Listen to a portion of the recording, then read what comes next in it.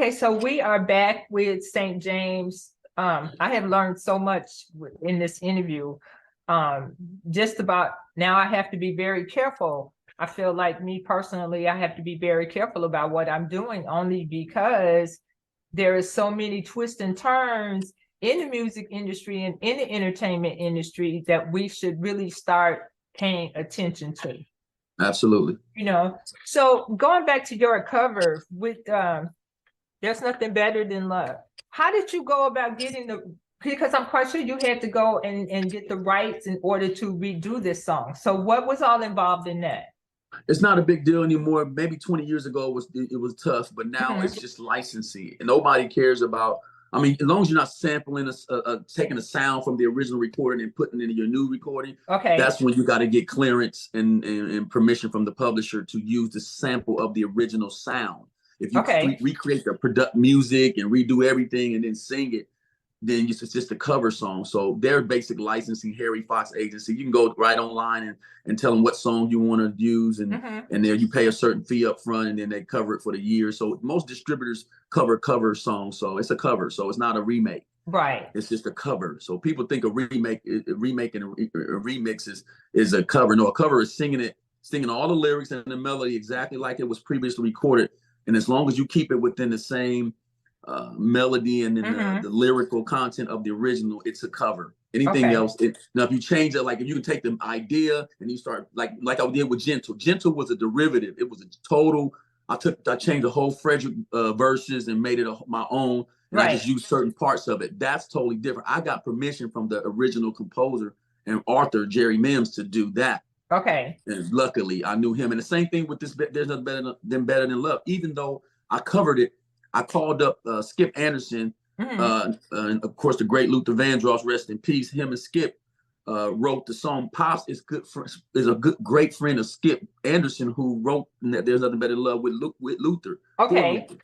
So I called him up and I sent the record to him before I even released it. I wanted to get his blessing on it, just even though I had a right to cover it because he got paid. Or his publishing license company they gonna pay him for me using the making the cover. Anyway, he was gracious, man. He loved what I did with it and showed me a lot of respect and love. And I think sometimes as musicians, artists, and Black men particularly, just showing homage and respect to a person like that, I mean, goes a long way with those cats. Yes. And this younger generation got to learn that kind of respect, man, in order to get more of what they think they deserve. But they think they deserve a lot without no respect, man. And that's just not how I was raised. So Skip was cool with it, man, and here we are. And so it wasn't really a big deal to get it, to license it. That's easy nowadays. Okay. So with that song, are you doing a new EP? That's a part of my Throwback to Covers Volume 2.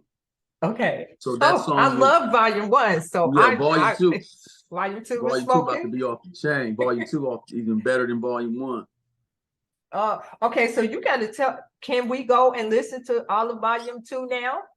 Oh, it's not out yet. No, I'm saying I just put that out because I just felt the need. Well, after that situation with me and Jay Chosen and his team, I just felt like I didn't want to sit on that record anymore. The sooner I got it out of my vault and out of my system, I could move on from that drama and that negativity. They really were disrespectful and unprofessional in how they handled the situation. I'm owed money, and I have a contract. I have a recording contract with Jay Chosen where he owes me.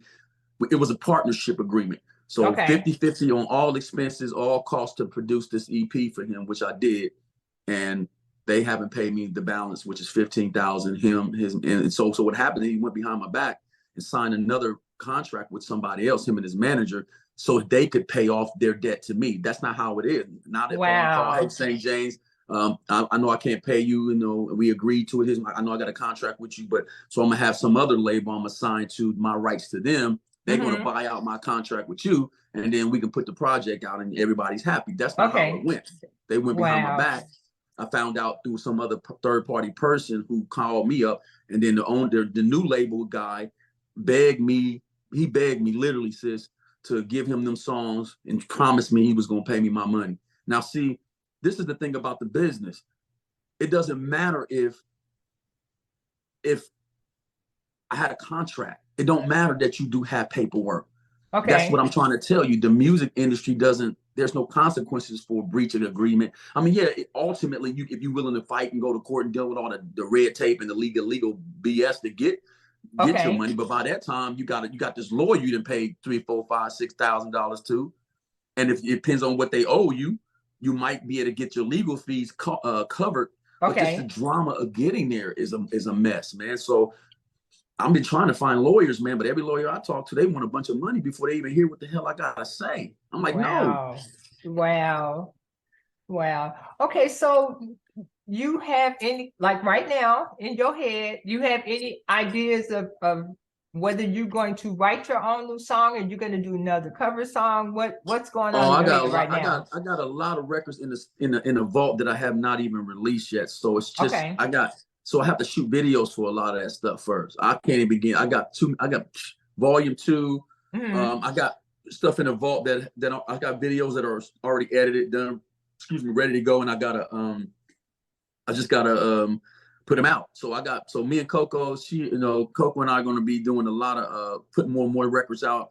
I've been stalking her. She told me you talked to her and stuff. Yeah, she recently had a death. Her father passed away recently, so she's going through a loss. So you have to tell everybody who Coco is, so they won't know that. Oh, okay. I'm just stalking her just for the hell of it. Okay, Coco is my business partner in my promotions company, Household Name Entertainment Promotions and Coco Reyes Entertainment. Okay.